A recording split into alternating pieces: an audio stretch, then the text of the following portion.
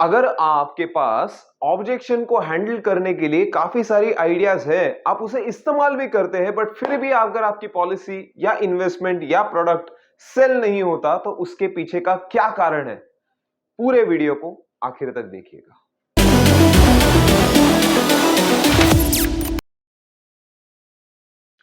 Sales के पूरे process में अगर हमारे लिए एक चैलेंजिंग या फिर एडवेंचरस अगर कोई स्टेज होती है, तो वो होती है ऑब्जेक्शन हैंडलिंग की।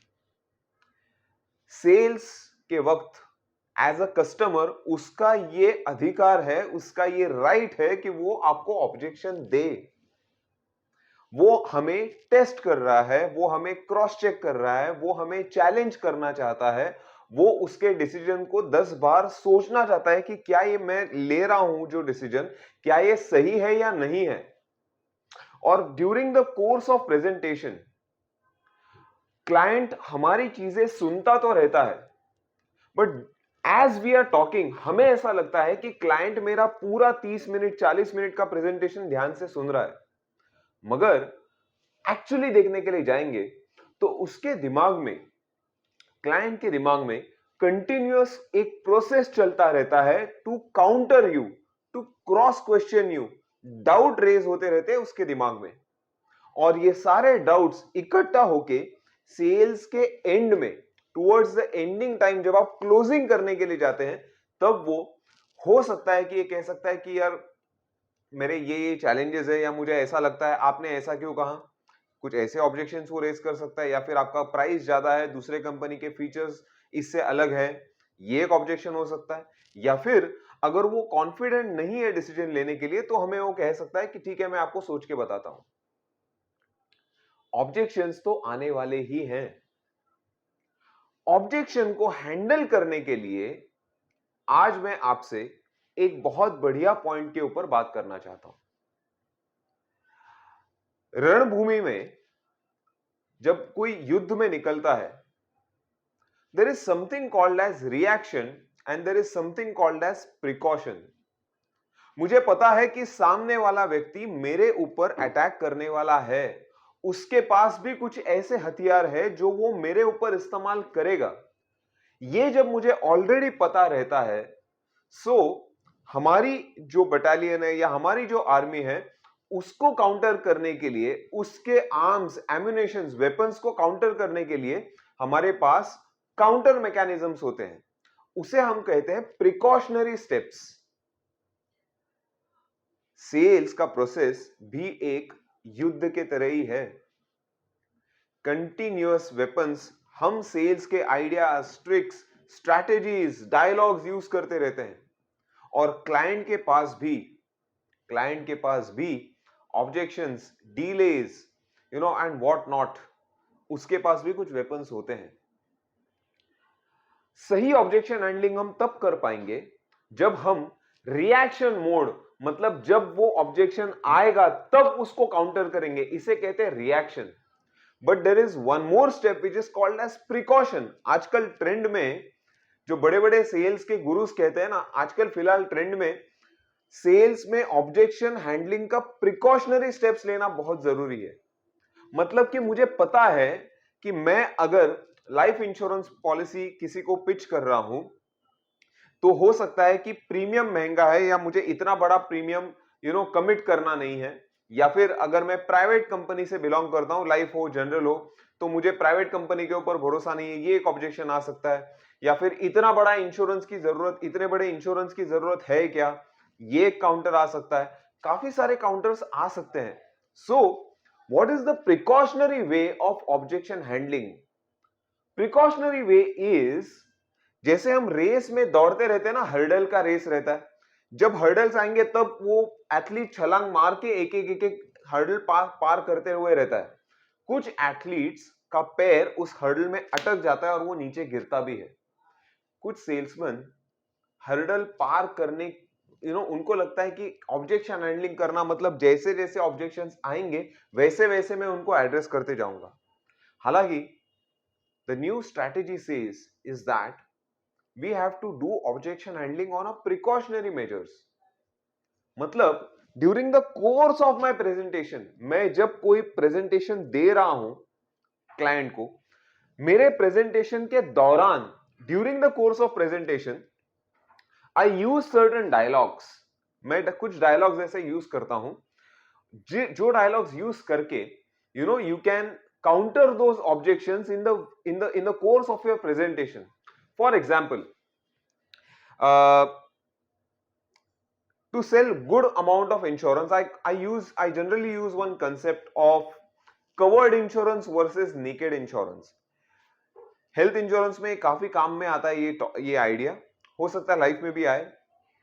What is covered insurance? मैं क्लाइंट को during the course of presentation कहता हूं दैट मिस्टर प्रोस्पेक्ट, इंश्योरेंस देखने के लिए जाएंगे तो 3 लाख का भी है, 5 लाख का भी है, 10 लाख का भी है, 1 करोड़ का भी है हेल्थ इंश्योरेंस. आप मुझे बताइए, 1 मिनट के लिए मान के चलना आप 3 लाख या 5 लाख रुपए का हेल्थ इंश्योरेंस देख रहे हैं. 1 मिनट के लिए मान के चलना आपके पास 3 लाख या 5 लाख का हेल्थ इंश्योरेंस नहीं है, और भगवान ना करे आप किसी को घर में क्लेम आया और 3 लाख रुपए का बिल आया.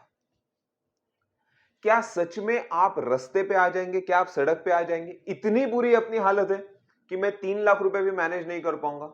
हमारे पास एफडीज है, म्यूचुअल फंड्स है, स्टॉक्स हो सकते हैं, एलआईसी पॉलिसीज हो सकती है जिसमें हम टेम्पररी लोन उठा सकते हैं, गोल्ड है, बैंक बैलेंस है, आरडीज है, पीएफ, कितने सारे ऑप्शंस है. इतने सालों से हम कुछ पैसा इन्वेस्ट भी तो कर रहे हैं.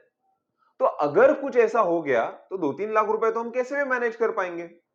दिक्कत तब आएगी जब खर्चे 10 लाख, 15 लाख, 20 लाख, 25 लाख तक जाएंगे और हमारे पास बेचने के लिए कुछ बचेगा नहीं, या फिर जो हमारे बड़े एसेट्स हैं वो हमें बेचने पड़ सकते हैं या गिरवी रखने पड़ सकते हैं.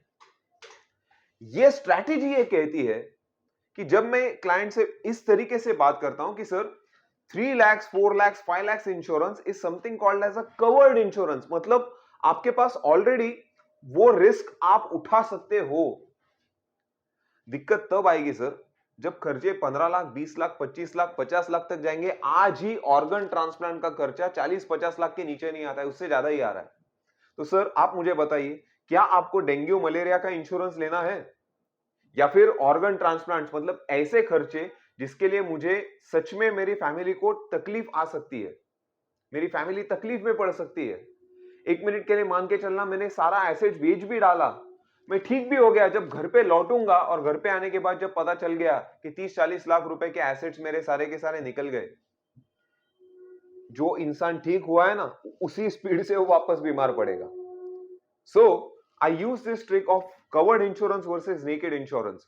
सो sir I would request you as a prospect, मैं प्रोस्पेक्ट से इस तरीके से बात करता हूं, sir 3 lakh, 4 lakh, 5 lakh is a covered insurance, और नेकेड इंश्योरेंस मतलब ऐसी रिस्क जो अगर खर्चा आया तो मेरे परिवार को बहुत बड़ा फटका पड़ सकता है. मेरी स्पेशलिटी वो सेकेंड टाइप ऑफ इंश्योरेंस बेचने में है.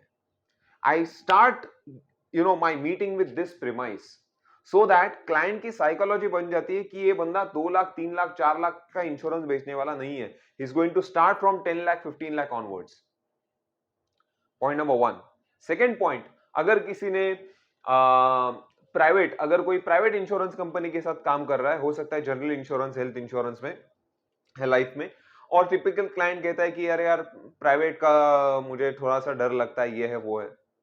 सो सबसे पहले सारी कंपनीज आईआरडीए रेगुलेटेड होती है सर, तो वो आपको टेंशन लेने की जरूरत नहीं है. और इतिहास गवाह है बाय द वे कि जब कभी भी सर्विस के मामले की बात आती है ना, हमने हमेशा प्राइवेट जो हमारे सर्विस प्रोवाइडर्स है उनको ही हमने प्रायोरिटी दी है. फॉर एग्जाम्पल, कोई घर में बीमार पड़ा, कोई म्युनिसिपल हॉस्पिटल में तो जाने का सोचेगा नहीं. लास्ट रिजॉर्ट, पैसा वगैरह कुछ भी नहीं है तो वहां पे जाएगा, otherwise he will always go to a private hospital. बच्चे को स्कूल में डालना है तो म्युनिसिपल स्कूल में डालेगा या प्राइवेट स्कूल में डालेगा. रेशनिंग का अगर रहेगा, कितने लोग ऐसे हैं जो रेशनिंग के दुकान से खाना लेते हैं, अच्छा होता है अनाज, बट कितने लोग लेते हैं वो अनाज नहीं लेते. Majority of them go to Big Bazaar, D Mart, या फिर ऐसे सुपर बाजार जहां पर अनाज वगैरह मिलता है, तो वहां से लोग ज्यादा खरीदते हैं. तो जब सर्विस पैरामीटर की बात आती है, इतिहास गवाह है कि हम लोग हमेशा प्राइवेट सेक्टर्स, आप इंटरनेट देखिएगा, आपके मोबाइल का सिम कार्ड देखिएगा, बैंक के अकाउंट्स देखिएगा, majority of us give priority to the private players, क्योंकि हमें पता है कि जब सर्विस की नौबत आएगी हमें हमेशा प्राइवेट एंटिटीज ही सर्विस के मामले में हमें प्रॉम्प्ट सर्विस वहां से मिलेगी. So hence I am associated with a private insurance company, जहां पर ऐसी ऐसी सुविधा है जो आपको गवर्नमेंट में नहीं मिलेगी. And then you can list down 1 2 3 4 and then start with your presentation. क्योंकि आपको सबसे पहले आपको खुद को बेचना है, आपकी कंपनी को, आपके पर्सनालिटी को, उसके बाद कंपनी को, जिस कंपनी के साथ आप जुड़े हुए हैं, उसके बाद आता है उसका प्रोडक्ट. सो फ्रेंड्स, अगर आप ऑब्जेक्शन हैंडलिंग, जैसे जैसे ऑब्जेक्शन आता है वैसे वैसे उसको हैंडल करने के बजाय अगर आप ऑब्जेक्शन आने के पहले ही उसका रास्ता निकाल ले, उसके दिमाग में जो विचार चल रहे हैं कि मैं इसको ये डायलॉग मारूंगा, ये ऑब्जेक्शन रेस करूंगा, उसके मुंह चलने के पहले ही अगर हमने उसको जज कर लिया और प्रिजम्पटिव अगर हमने ऑब्जेक्शन हैंडलिंग बता दिया during the course of my presentation, it will definitely work wonders. ये चीज आप रिबेटिंग के लिए, बजट के लिए, काफी सारी चीजों के लिए आप ये प्रिजम्पटिव ऑब्जेक्शन हैंडलिंग जरूर इस्तेमाल कर सकते हैं. काफी सारे ऐसे अलग अलग टॉपिक्स हैं जो ये चैनल के ऊपर आपको मिलेंगे. आने वाले दिनों में हम और भी नए टॉपिक्स लेकर आपके पास आ रहे हैं. बट एक बार इस चैनल का जो पूरा प्लेलिस्ट है एक बार चेक करिए, काफी सारे वीडियोस आपको नए नए आइडियाज इसमें मिलते जाएंगे. वीडियो अगर आपको पसंद आया होगा तो इसे लाइक, शेयर और सब्सक्राइब करिएगा. Thanks a lot.